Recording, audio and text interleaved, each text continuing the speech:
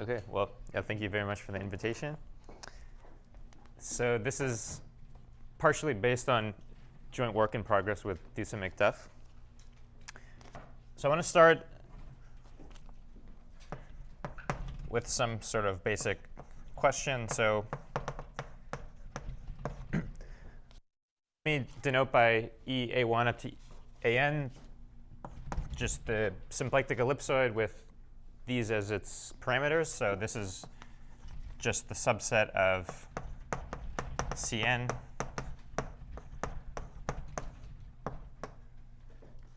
such that sort of sum from I equals 1 to n of pi absolute value zi squared over ai less than or equal to 1. So this is just some convex subset of Cn. And so a basic kind of toy question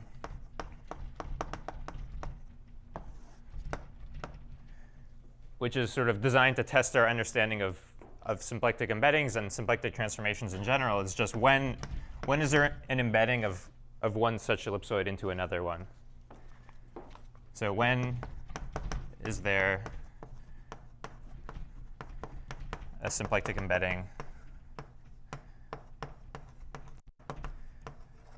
say from EA1 up to AN to EA1 prime up to AN prime. I'll denote symplectic embeddings by an arrow with a little s over them. Okay, so it's just a codimension 0 embedding which pulls back the symplectic form from here to the symplectic form here. Just the standard restriction of the symplectic form from a fine space.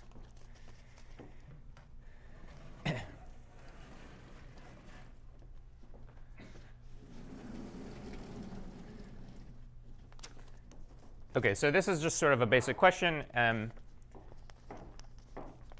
So what to say about it? Well, OK, first of all, when n equals 1, we're just asking when is there an embedding of one disk into another one. Of course, in dimension 2, symplectic geometry is just area-preserving geometry. So the answer is, of course, if and only if a is less than or equal to a prime. So then maybe the next thing to say is that, well, symplectic transformations, of course, preserve volume. So we can just ask, what does volume say? So, well, the volume of the ellipsoid A1 up to AN is just the product of the AI factors over n factorial. So this condition has to be satisfied if there's any hope of finding an embedding. And then, so then we come to kind of the first really non-trivial thing to say about this question, which is Gromov's non-squeezing theorem. So what does Gromov non-squeezing say? By the way, I'm going to assume, let's assume from now on that the factors are just ordered. So A1 is less than blah, blah, blah is less than AN.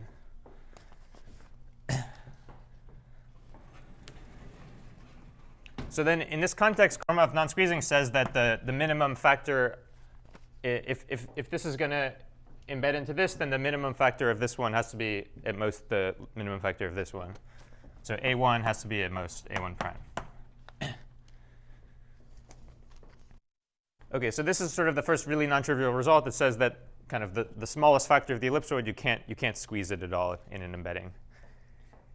And of course, there are various proofs of this fact. There's Gromov's original proof. There's various other proofs, but they all use some sort of non-trivial technique, like either pseudo-holomorphic curves or some other sort of non-trivial technique. So then, OK, so now maybe I'll move here already. So now to get a kind of more information about this question, it turns out to be convenient to introduce something called a symplectic capacity.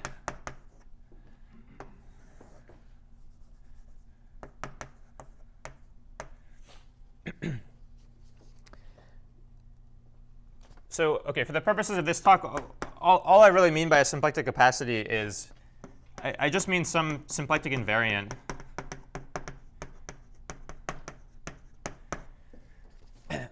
Well, it's defined, at least for some class of symplectic manifolds. Let's say maybe for this talk, I'm going to just think about, well, in my head, I'm really going to have just in mind just sort of star-shaped domains in Cn. But let's think about capacities defined for sort of symplectic manifolds with contact type boundary.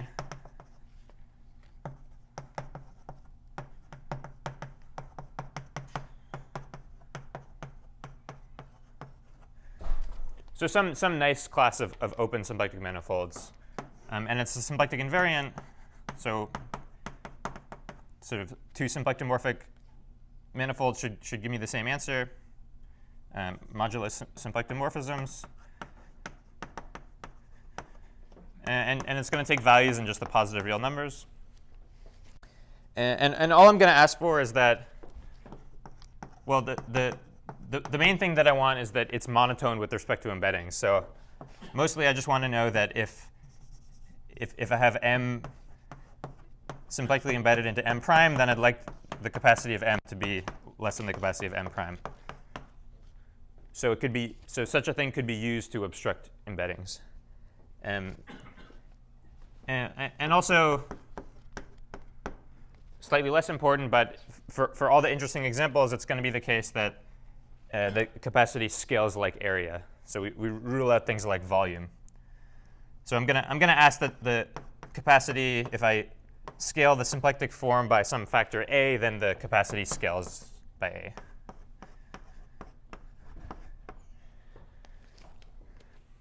Yeah.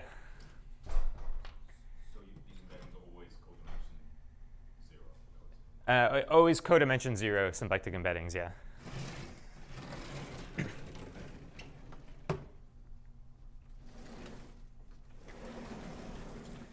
Okay, so yeah, so for this talk, this is all I mean by symplectic capacity. And so now there's maybe two kind of fundamental families of symplectic capacities. So the first are the so-called Eckel and Hofer capacities.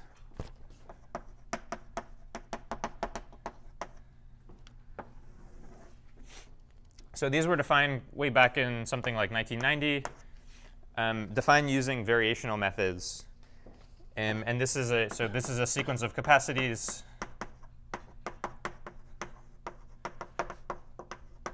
So I'll write sort of C1, EH, C2, EH, dot, dot, dot. And I'm not going to say too much about them, except that I'll tell you what they are, what the computation of them is for an ellipsoid. So the kth Eckel and Hofer capacity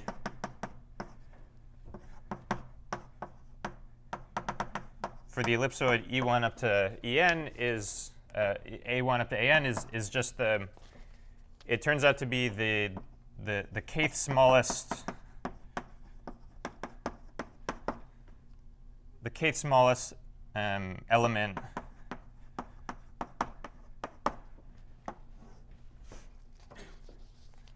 of sort of the infinite sequence of numbers I times aj, where I is some positive integer and j is between 1 and n.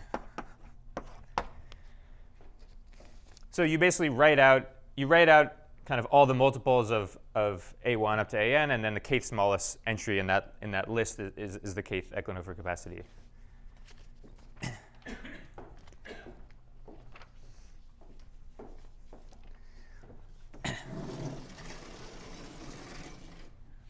Okay, so now once you know that such capacities exist, and this is what they are for ellipsoids, you can just go check and see what kind of obstructions do they give you.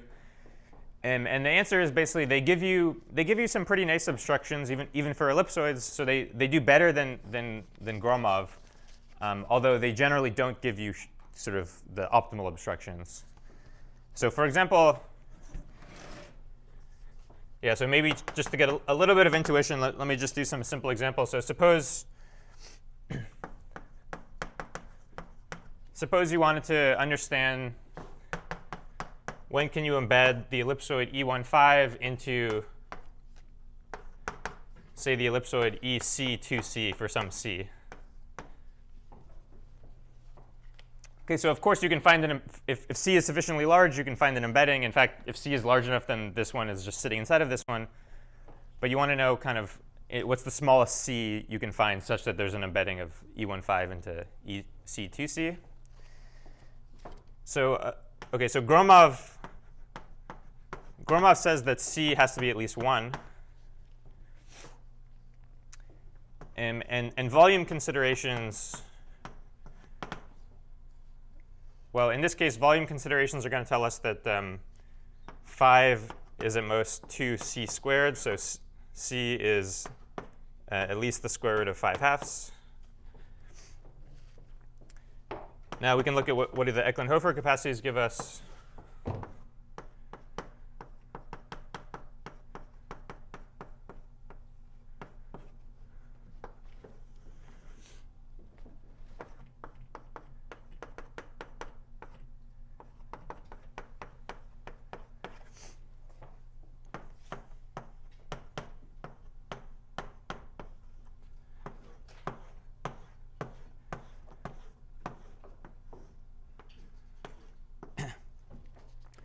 So if you tease out that definition a little bit, you get, so for E15, you just get 1, 2, 3, 4, 5, 5, 6, 7, 8.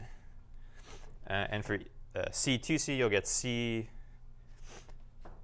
C, 2C, 2C, 3C, 4C, 4C, 5C, 6C, 6C, etc. OK, so now these numbers have to be less than or equal to these numbers. So it looks like the best we get is C is at least 3/2.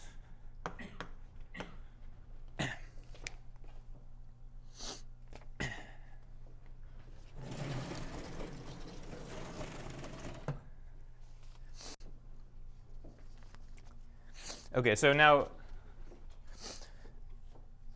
OK, so these give some pretty nice obstructions, but like I said, they don't generally give optimal obstructions, even for embedding one ellipsoid into another one. So maybe the other prominent family of capacities are the so-called ECH capacities. So these were defined by Michael Hutchings using embedded contact homology. I think, I don't know, maybe around 2010 or so. Not positive about the date. So these are, so this is a sequence of capacities.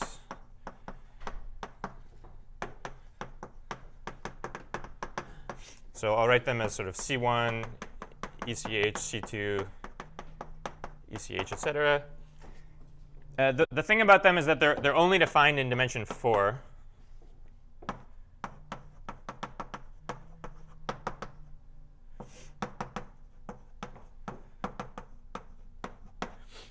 Because their definition is based on embedded contact homology, which is essentially a gauge theory. So it really only exists in dimension 4.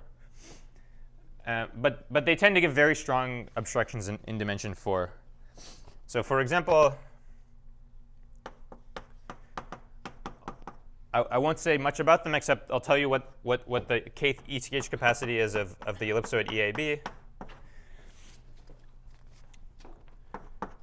So the kth ECH capacity is just the kth smallest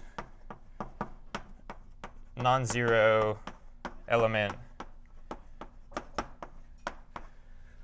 So now we look at something slightly different. Instead of just looking at multiples of the parameters, we look at linear combinations of them. So IA plus JB for IJ non-negative integers.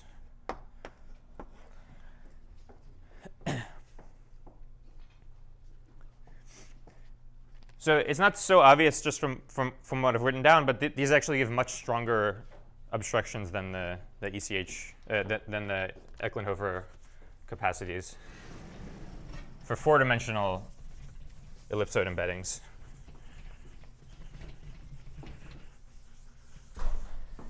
So in fact, they give sharp obstructions. So in fact, Dusa McDuff proved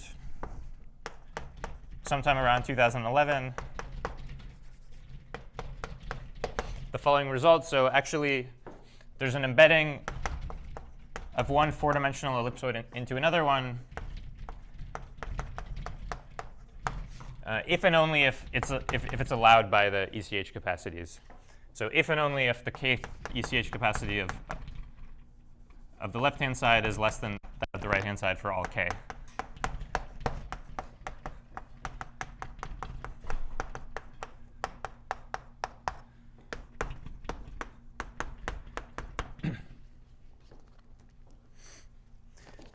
So this is sort of the model result, the sort of ideal type of result you might want to have, is just a complete understanding of when one thing is kind of symplectically bigger than another thing. And maybe just to, so if you haven't sort of played around with these numbers, then it's kind of hard to get intuition for what all these capacities are doing. So maybe let me just do one quick example, maybe the same example. So let's compare again E15. Let's try to put E15 into EC2C.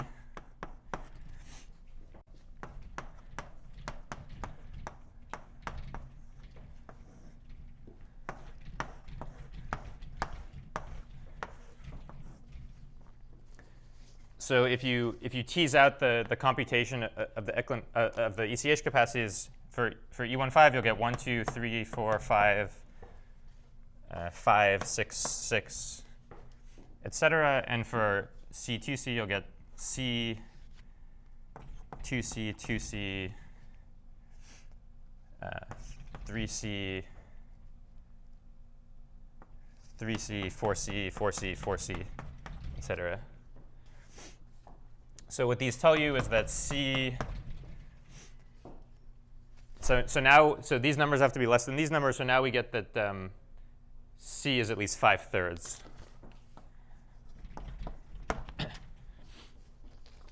And in fact, that's optimal, so you can't do any smaller than 5/3.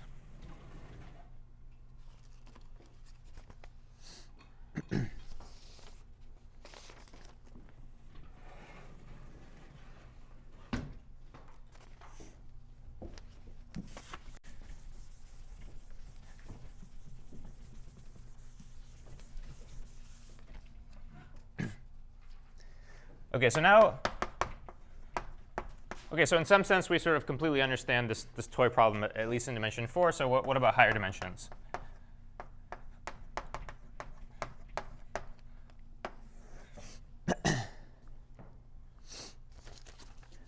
Well, so Guth sort of showed the following surprising thing. So there's actually an embedding of, if you look at just the sort of 2-ball cross C cross another copy of C, there's actually an embedding into the 4-ball of area C crossed with an extra C factor for some finite lowercase c.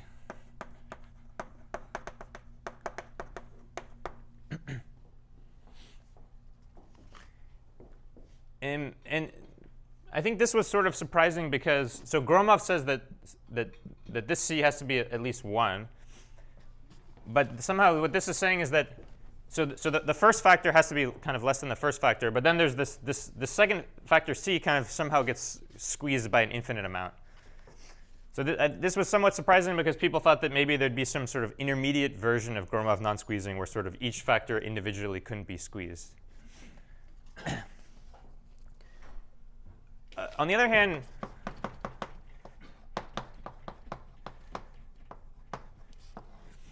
So on the other hand, Hind and Kerman actually managed to make this result more precise. So they showed that actually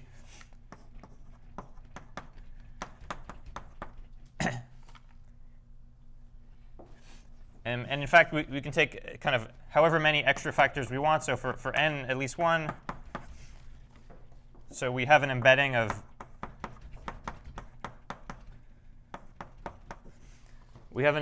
this sort of infinite polydis into the 4-ball of area C across this extra Cn factor, if and only if C is at least 3.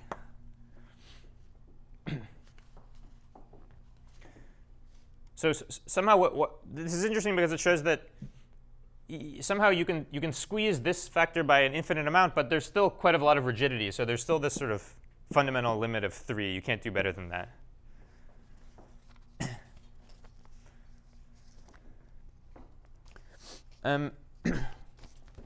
So and note. So by the way, in terms of ellipsoids, I mean the left-hand side. I can think of the left-hand side as just. So this is a special case of the ellipsoid embedding problem because the left-hand side is really just sort of E1 and then a bunch of copies, a bunch of infinity factors. And the right-hand side is really like ECC and then a bunch of infinity factors. So this is some sort of extreme case of the ellipsoid embedding problem.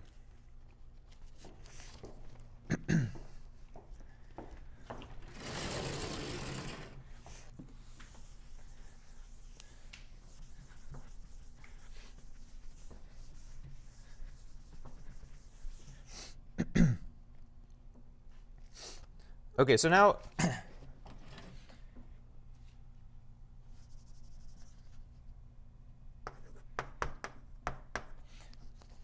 so since the sort of general ellipsoid embedding problem is still sort of intractably hard, so maybe the next kind of special case to look at is the so-called stabilized ellipsoid problem.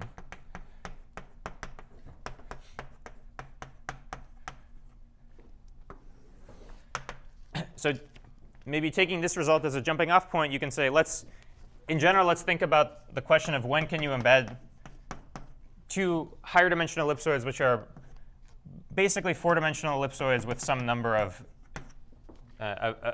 extra infinity factors. Or maybe let me write this as EAB cross Cn. So when can you find an embedding? If you give yourself this kind of extra factor, when can you find an embedding like this? And whenever I write something like this, I'm gonna assume that n is at least 1. Although in kind of for everything we know about this kind of problem, it doesn't really matter what we've never seen a case where it matters what n is as long as it's at least 1. OK, so you can ask this question, and then we could ask an even. Let's actually ask an even more restricted question. So I'll call this the restricted stabilized embedding problem. So you could ask, when is there? So let's even set these two factors to be the same. So this is just a ball. And I can always rescale the left-hand side. So I can replace EAB with just E, maybe 1A.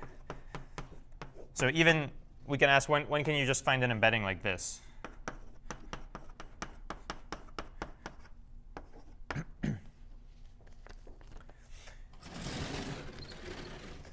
So even this turns out to be a pretty hard problem, which is still actually pretty open right now.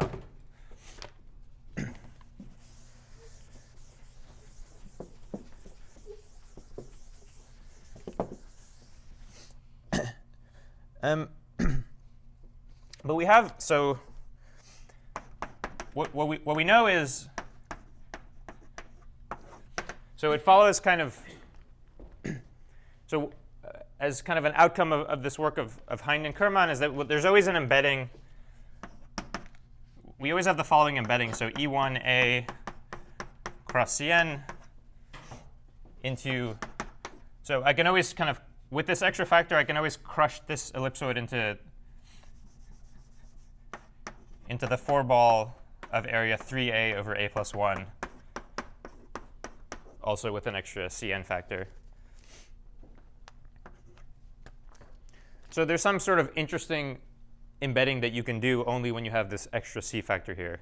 In general, this wouldn't even be allowed by volume if you didn't have the extra c factor.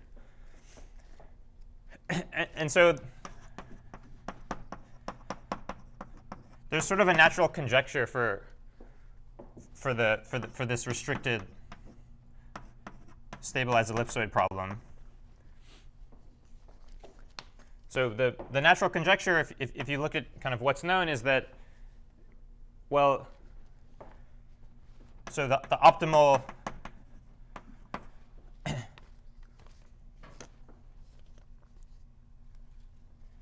so the conjecture would be that the optimal C is the same as in the 4-dimensional problem, for which we know the answer, for a up to some limit. So for a less than or equal to the golden ratio to the 4th, and then after that, the conjecture is that the optimal embedding is exactly this one here.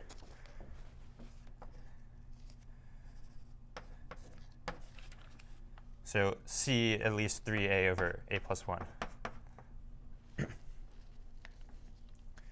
So this is kind of a natural conjecture for what we think the answer to this question is. And in fact, there's been quite a lot of progress on this problem. So fairly recent progress. So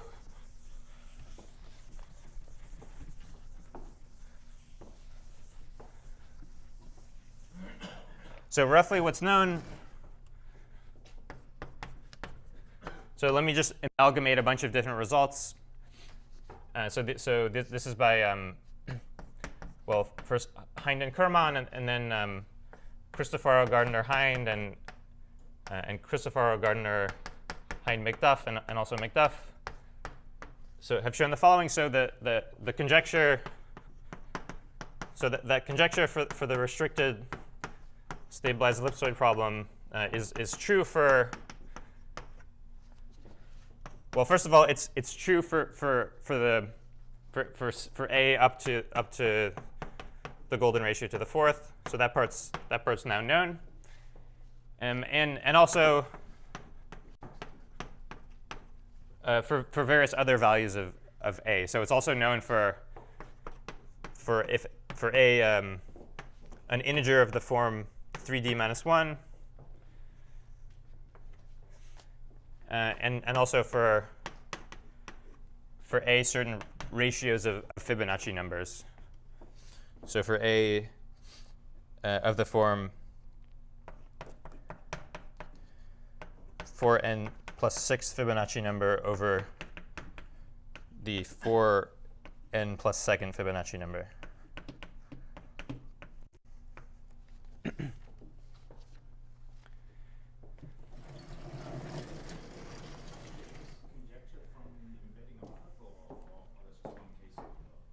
Can you say that again? Roughly, how do you get this conjecture? Where did this conjecture come from? If it's a long story, that's okay. Or is it just obvious? It's not obvious, no. The conjecture is only natural if you've given kind of what was known before the conjecture was made. So yeah, so it's not that obvious from what I've said so far that you should expect that conjecture, but. Part of it corresponds to the embedding above being optimal or something? Well, part of it is that so there is this very nice embedding, and part of the conjecture is that it is optimal in a certain regime. And so in fact, the conjecture says that this embedding is optimal exactly in the case when volume becomes optimal in the 4-dimensional case.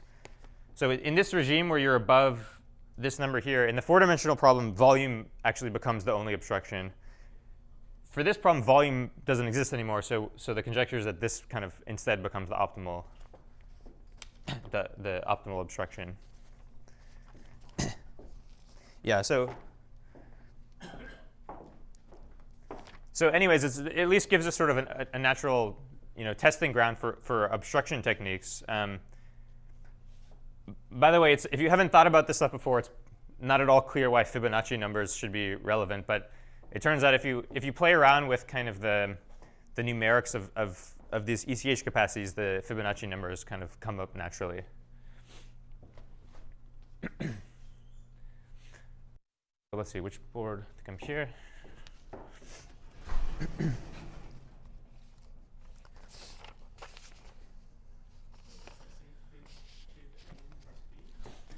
This says, sorry, this is a fib. This is the 4n plus 6th Fibonacci number. And this is the 4n plus 2nd Fibonacci number. So this gives you some infinite sequence of values of A, which kind of converge from above to this golden ratio to the 4th. But they're not dense in the real numbers or anything.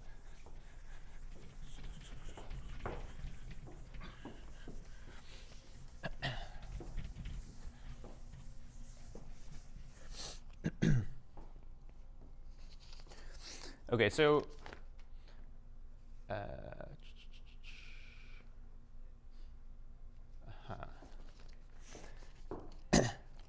OK, so let me just maybe make one remark.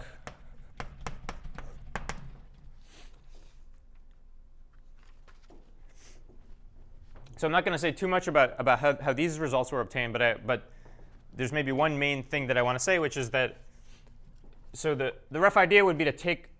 So in general, the way to find obstructions to embeddings, which is what this talk is really about, is using pseudo-holomorphic curves.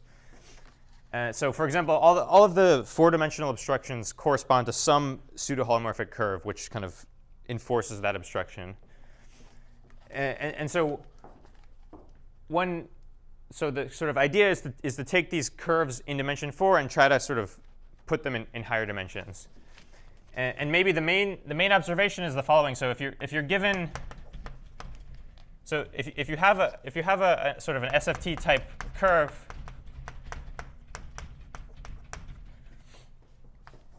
so we have some kind of punctured pseudo-holomorphic curve with maybe some number of positive ends, some number of negative ends, and some genus.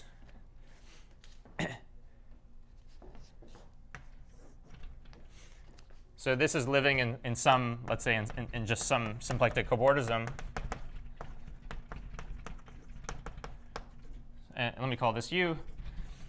Well, we could always just say, OK, so what's the big deal? Just you have this curve, so why don't we just kind of cross it with a point and get a curve in higher dimensions, and then say, OK, so now we have an obstruction in higher dimensions. And the thing is, well, to define obstructions, you always want to use index 0 curves, because those are the ones that are rigid and that you can actually count. And the thing is, you can always, so if you cross everything with C, you could always look at the index of U, just which is just constant in the extra C factor. But in general, this is going to be this is going to be kind of 2 minus 2 times the genus minus 2 times the number of negative ends plus the index of the original curve. So the thing is, in general, the index is going to change when you do this, and so you're going to get the corresponding curve in higher dimensions is not going to be useful for obstructions, unless you can show that the index is unchanged. So what this implies is that sort of we expect curves, well, curves with genus 0. Sorry, this. Yeah, there was no extra 2 there. So we expect curves with genus 0. No, sorry, that was right. So if this is all going to be 0, we should have genus equal to 0 and this equal to 1. So we should expect curves in a cobordism. We should expect curves like this to be the ones which have a chance of kind of persisting in higher dimensions.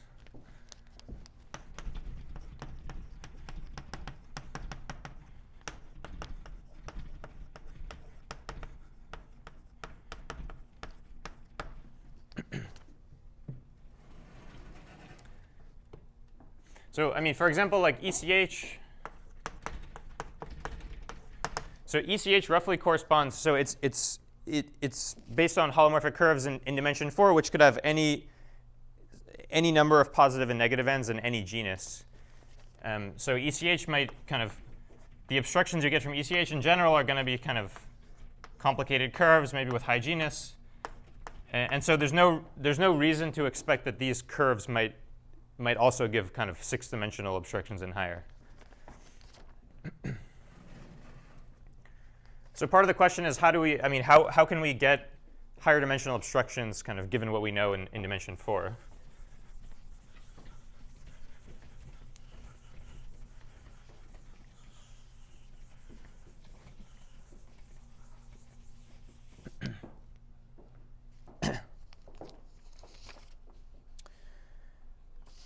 Okay, so now the theorem I want to talk about is the following. So I'm going to introduce a new family of capacities. So there exists a sequence of symplectic capacities.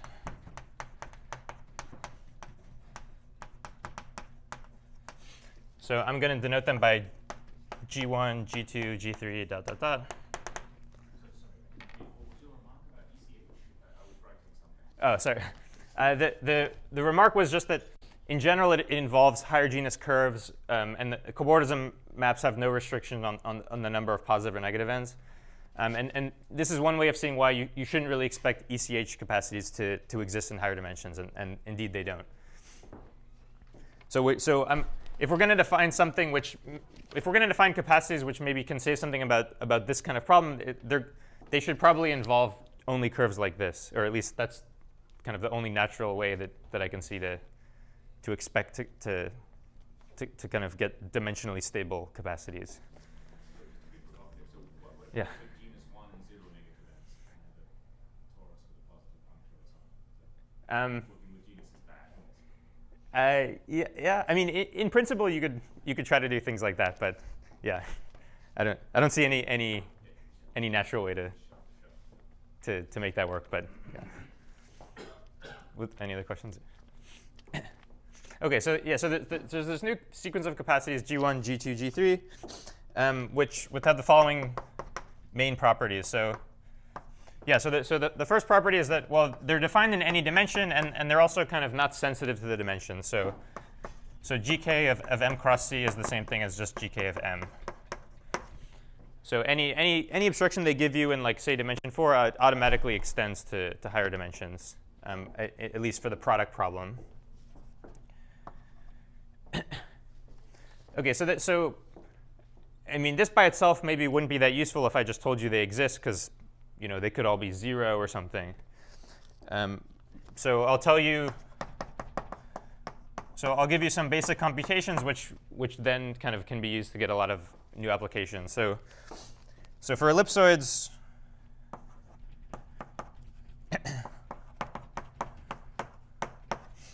we have the following formula. So I'm just going to write down a list of numbers which are going to give the sequence of capacities. So you have the sort of following funny list of numbers. So for A, if A is at least 3/2, then sort of 1, 2, up to 1 minus the ceiling function of A, and then A, and then the ceiling function of A, and then A plus 1, and then ceiling function of A plus 1, dot, dot, dot. And if A is between 1 and 3/2, there's a different formula. So it's 1A, and then 2, 1 plus A, 2A, 2 plus A, 1 plus 2A, 3A. And then it kind of repeats in threes like that. So next it would be 2 plus 2A, 1 plus 3A, for a dot dot dot. OK, so this is just some explicit formula for what these capacities give you for the ellipsoid E1a, which is, of course, enough to determine EAB, since we know how they scale. So we can just rescale the first factor to be 1. And then for polydis,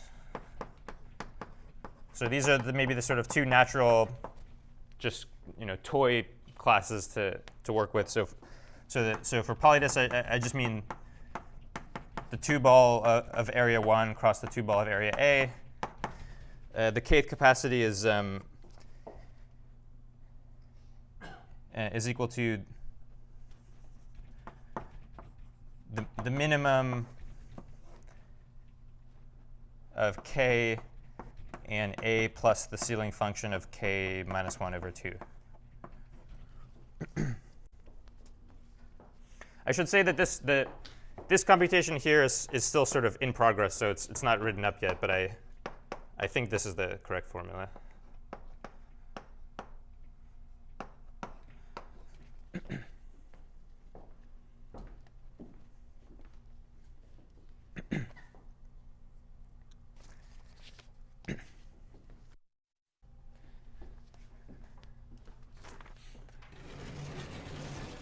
OK, so now at least, I've just told you what the capacities are. So now you could go play around with them and see what kind of obstructions they get. So right now you'll just have to trust me that they give sort of some new obstruction. So rather than giving some sort of exhaustive discussion, let me just give some examples.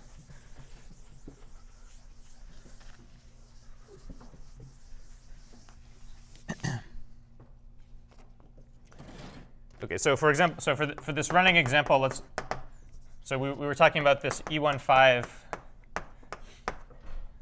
So E15 into EC2C. So OK, for this problem, we know this is a 4-dimensional problem, so we know that the answer is given by ECH capacities. But now let's ask what happens if we add an extra factor. So now we're asking a higher dimensional problem. Well, we can just write down these GK capacities. So if you kind of flesh out the formula here for E15, you'll get I think you get 1, 2, 3, 4, 5, 5, 6, 6, 7, 7, etc. And for EC2C, you get what do you get? You get C, 2C, 2C, 3C, 3C, 4C, 4C, etc.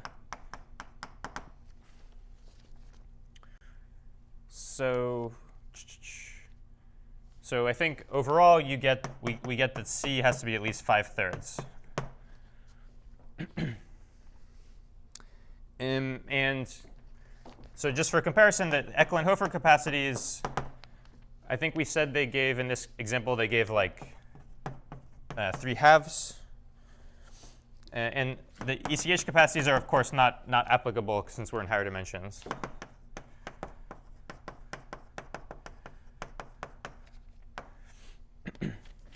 And in fact, we know in this example, we know that this is actually the sharp obstruction, because there is a 4-dimensional embedding into this ellipsoid with C 5/3. So if we just take the best 4-dimensional embedding and cross with a factor of C, apparently you can't do any better. So that's just sharp.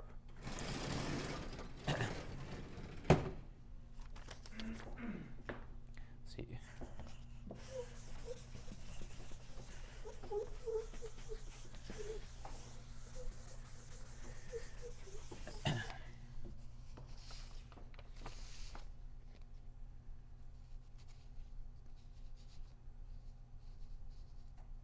OK, so I think I have like around 15 minutes left or so.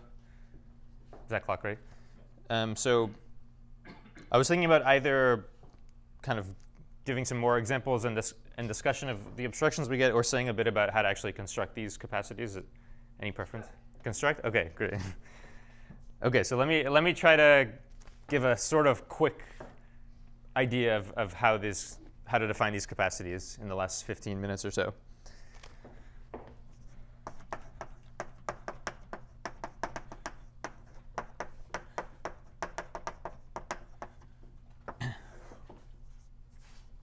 Okay, so this will be a little bit fast if you haven't seen this kind of thing before, but it maybe at least give the flavor of where these come from. We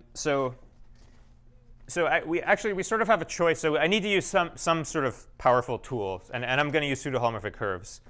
But we sort of have a choice of if you want to use floor theory or SFT, the different ways of packaging pseudo-holomorphic curves. So I'm going to explain the construction with SFT since it's a little bit more geometrically transparent what you're counting.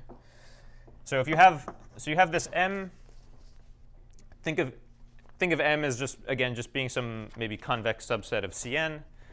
And there's an invariant you can associate to such a symplectic manifold, which is linearized contact homology. So what is this? Well, this is a chain complex generated over whatever ground field. Maybe let's take K to be Q. It's generated by the Rabe orbits on the boundary of M. Technically, it's generated by the so-called good Rabe orbits, but you can sort of ignore that. And the differential.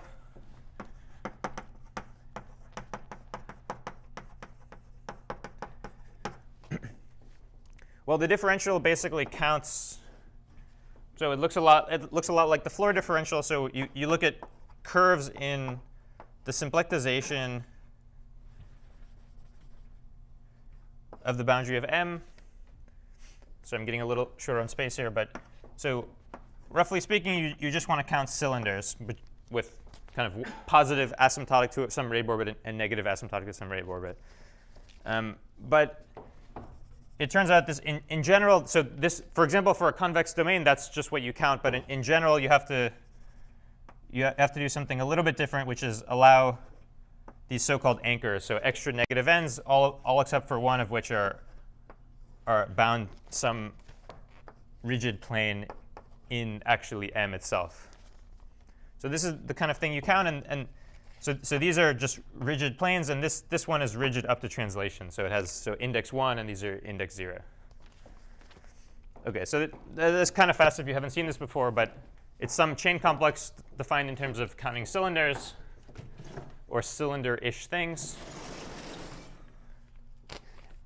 And now, so how do you get capacities from this type of thing?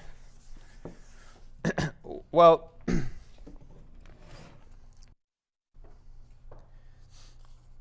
so first of all, there's a chain map.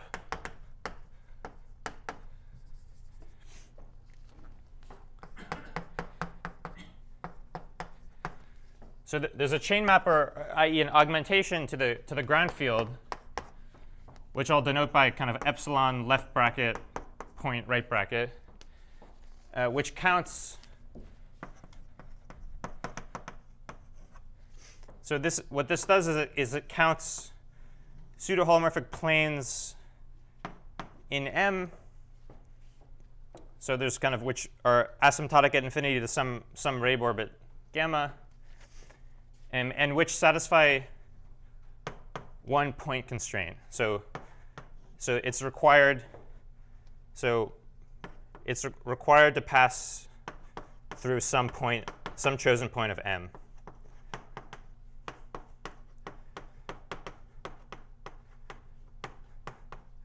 Some chosen point.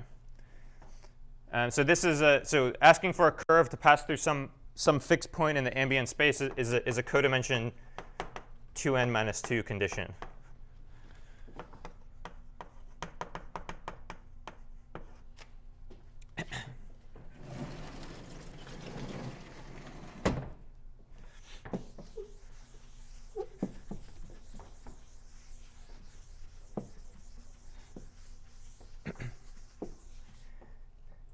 OK, and moreover, if you're given So if we have an embedding of m into m prime, technically it should be an exact embedding, but for all the examples we've been talking about, the exact embedding is the same thing as just symplectic embedding. So given an embedding, we have a diagram as follows. So first of all, there's a cobordism map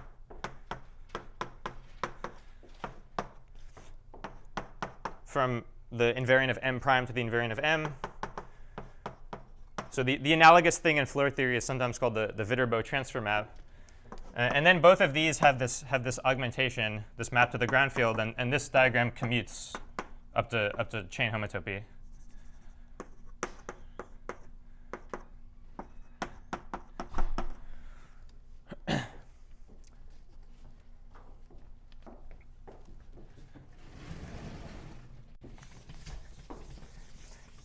And moreover, this complex, this linearized contact homology complex has a natural action filtration. So this thing here has some sort of canonical increasing filtration. And so using that, we can now define, well, we can define one capacity as follows. So let me define C of m to be well, the infemal, the smallest a, such that we can hit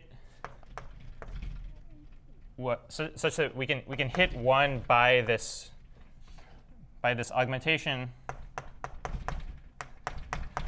by some element of action at most a. So for some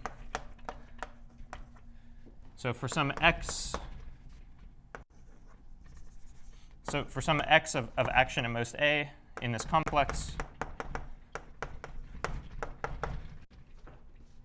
and it should be closed.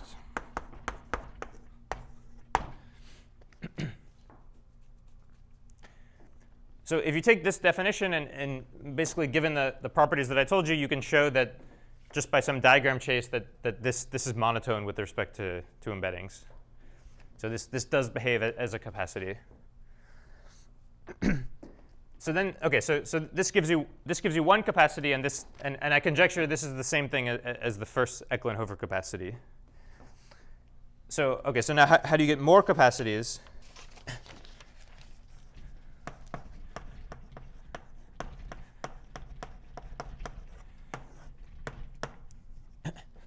Okay, so first of all, you can do the following thing. So let me try to find more maps like this, more augmentations of linearized contact homology. So in fact, you have,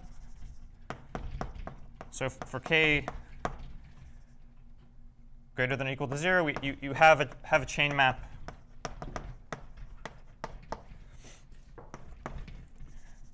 well, okay, so you have a chain map again to the ground field, which now I'm going to denote by kind of epsilon left bracket t to the k point, like that. And this map is going to count, well, it's going to be defined similarly, but it's going to count pseudo-holomorphic planes in M which satisfy, again, a point constraint, but also with a prescribed k jet at that point. So in other words, passing through P, and the curve has a prescribed complex k jet at that point. So what that means is, so well, if k is 0, it's just what we had before, and if k is 1, that means that the tangent plane of the curve is prescribed at that point. And for k bigger, it means that you prescribe not just the tangent direction, but also sort of the derivatives, the higher derivatives of the curve. So now this give a bunch of chain maps, which, OK, they're all going to have some shifted degree. Since this is a codimension 2n minus 2 plus 2k condition now.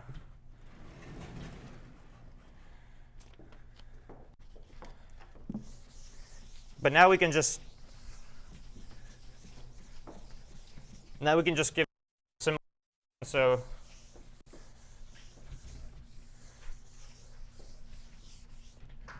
we can just set ck of m to be kind of the same as before, the infemal a. But now we're going to ask 1 to be in the image of something under this more general augmentation.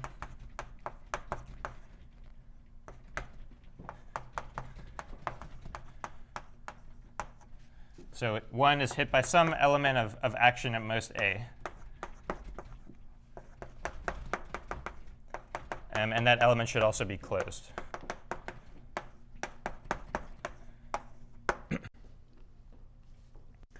So OK, by a similar diagram chase, these give you now a sequence of capacities. And these are still not the GKs that are in the theorem. But so these capacities. Well, these capacities, this is actually sort of, so these capacities are equivalent to a sequence of capacities that was recently defined by Gut and Hutchings, which in turn are conjecturally the same thing as the Eklund-Hofer capacities. So the conjecture is that these are the same thing as the Eklund-Hofer capacities. And these were, a sort of a different but equivalent definition was given by Gut and Hutchings using S1 equivariant symplectic homology. Well, maybe I should say conjecturally equivalent. So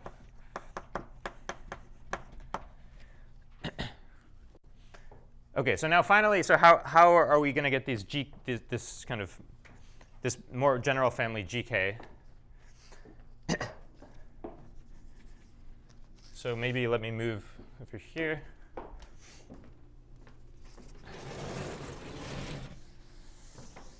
So essentially, the idea is going to be let's kind of play the same game, but now let's consider not just pseudo-holomorphic planes, but pseudo-holomorphic sort of k-punctured spheres. So let's just allow more than one positive n.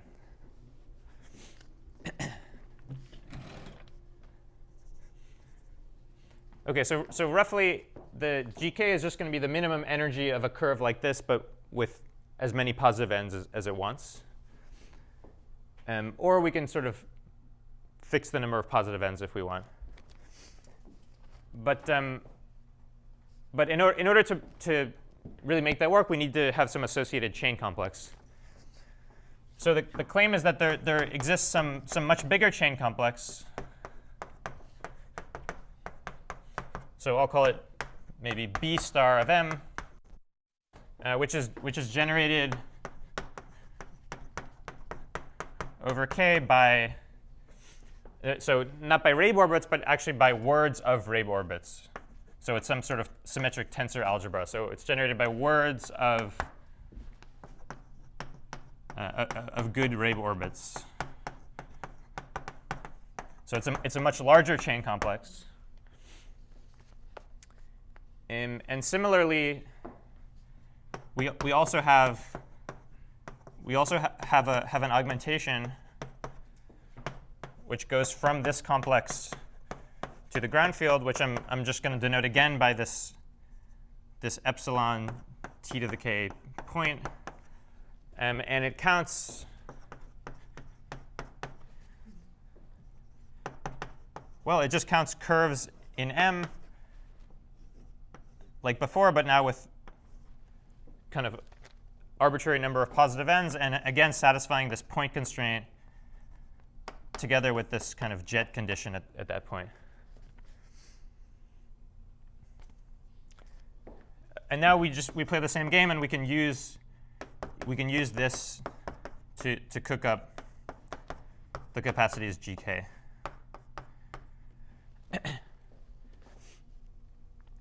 And maybe the last thing I'll say is that